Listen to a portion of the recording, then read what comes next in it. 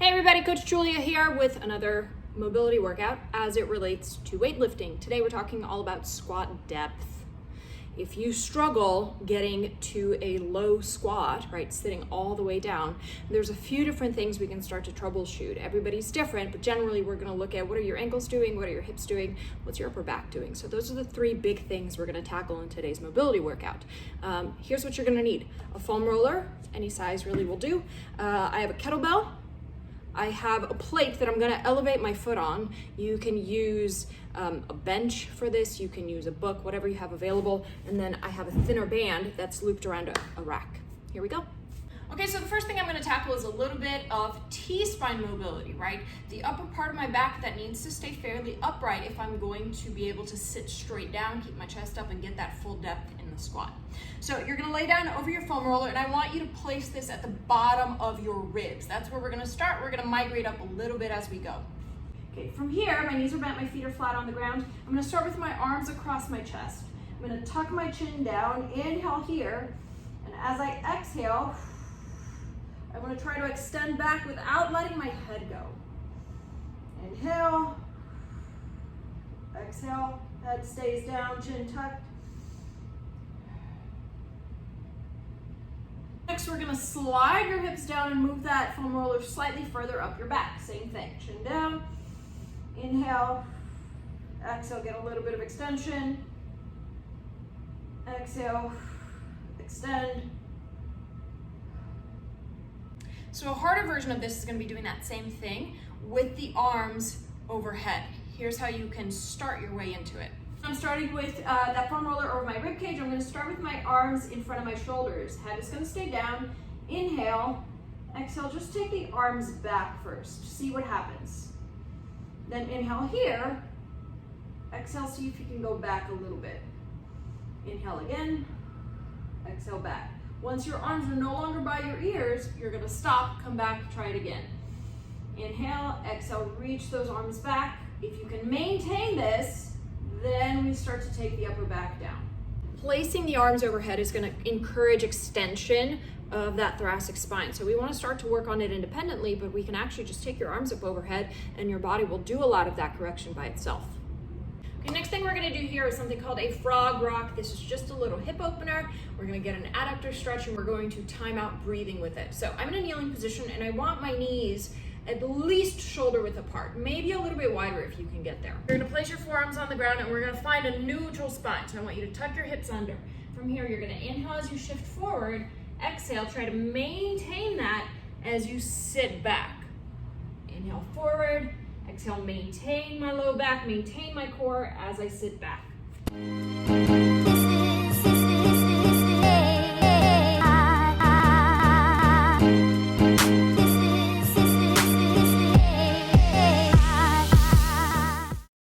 The next thing we're gonna do is something called a bear sit with a little bit of internal rotation. If, as you're trying to squat down, one of the reasons you can't sit all the way down is because those knees are collapsing in, then we want to actually strengthen that little bit of internal rotation so that your body has some range to go to when you try to push them out. So hopefully that gave you a little bit of a stretch, that frog rock that we just did. Now we're going to work on strengthening the actual hip capsule a little bit. So I'm sitting up nice and tall, my feet are shoulder width apart, maybe a little wider. My hands are behind me to help me sit up nice and straight. Then from here, one leg at a time, I'm going to pivot my knee towards the ground. I should feel a stretch through this side of the hip. And then I'm gonna work all the way into the opposite direction. Can I get my knee to reach down towards the ground? So I pivot that knee in, right? Moving through internal rotation and then trying to go as far into external rotation as I can. Then we'll do the same thing on the other side. Notice only one leg is moving. I'm trying to keep my upper body still. And then I'm gonna try to drive that knee as low to the ground as I can. Push, push, push. Hold for a few seconds and then reverse.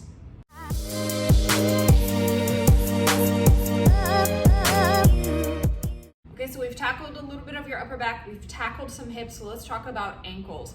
We need sufficient dorsiflexion, meaning bending of the ankle, in order to allow the knee to go forward to let the hip sit straight down.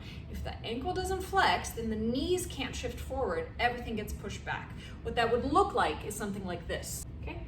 I try to squat, my ankles can't go any further forward, my knees get pushed back, and suddenly I've turned my squat into a hip hinge. The more flexion of my ankle I have, the more I can sit my hips straight down because my knees can move forward. Okay, so here's what this looks like. I'm gonna elevate my foot on a surface. I'm in a half kneeling position. Ideally, this is a flat surface. Mine's not entirely flat, but we're working with it. You're gonna take your lightweight bell and you're gonna plant it just on top of your thigh, right above your knee. From here, tuck your hips under, keep your rib cage down, right? Because we're focusing on the ankle, not on this back hip. And then from here, you're gonna shift your weight forward and try to lean into the toe, getting the knee to go as far past the toe as you can. If you're getting too much hip flexor back here, slide that back leg in. Again, it's not about it, it's about this front ankle. Back off of it for a little bit. We go back through. And just notice what happens. You can work on shifting that knee in, so we're getting a little bit of that pronation, and then you can shift the knee out so we get a little bit of supination of the ankle, because we want to mobilize that bad boy in all the directions that it moves. Okay, so I briefly said we want to work our ankle mobility in every direction that the ankle moves. Okay, so we did a whole lot of dorsiflexion. Now we want to work on plantar flexion, which is pointing of the foot. This one's super simple. All you're going to do is set your feet back behind you. It's important that the feet, the balls of your feet, your toes aren't curling in towards each other, that you keep your ankle straight, and then you're just going to sit back onto that. You can even place your hands right behind your heel, your calcaneus, and push down so that the front of the ankle bone gets shifted towards the floor. Okay, so we've worked a little bit on the mobility aspect. Let's talk about movement patterning. You might not be squatting to depth just because you've never squatted correctly to begin with, right? You just may not know the right way to squat. Unless we're talking about powerlifting specific squatting, which is going to be a little bit more posterior dominant, we want to try to sit straight down. Sometimes we need a little bit of encouragement to allow those knees to track forward, and that's where the band comes in for something called a Spanish squat. So I've just stepped into my band so that it's right behind my knees. I want to make sure that I've got a decent amount of tension on it, and then from here, I'm going to sit straight down. If you feel like you're losing balance, this is okay to hold on to the rack if you need to. But we're going to push your knees out, let the knees sit forward, and then you're going to try to sit straight down. And you'll notice your weight wants to shift out here. Let's see if you can keep your heels down. And then as you stand up, continue letting those knees go forward and see if you can rise straight up instead of shifting the hip backwards out of it.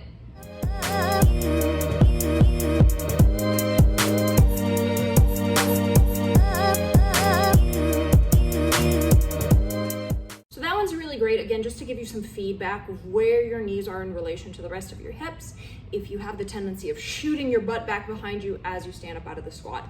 This last one, which is just going to be a tempo goblet squat, we're going to put everything together and we're going to integrate some intra-abdominal pressure, because at the end of the day, if this can't stabilize your trunk, the rest of your limbs have a real hard time understanding where to go and how to move.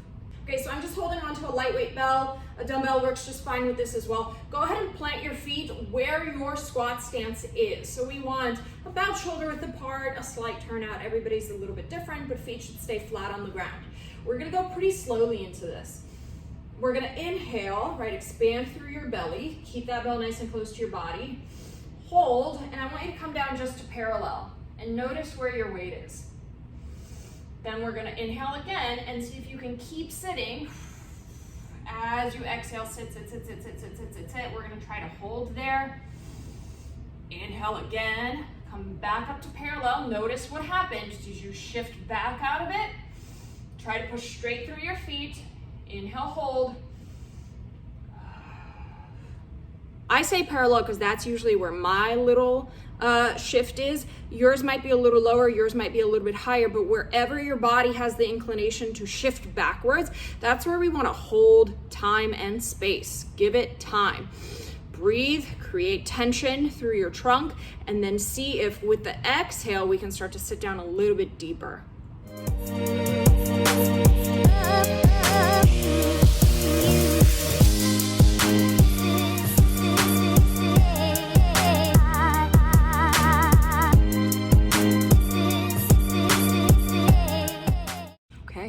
Give it a shot. Let me know how it goes. If you have questions, leave them in the comments. Subscribe. Weekly content comes out. Every other week is mobility. The week after that is going to be some kind of technical thing as it relates to the Olympic lifts. Turn on your little bell thing so you get notifications, and see you next time.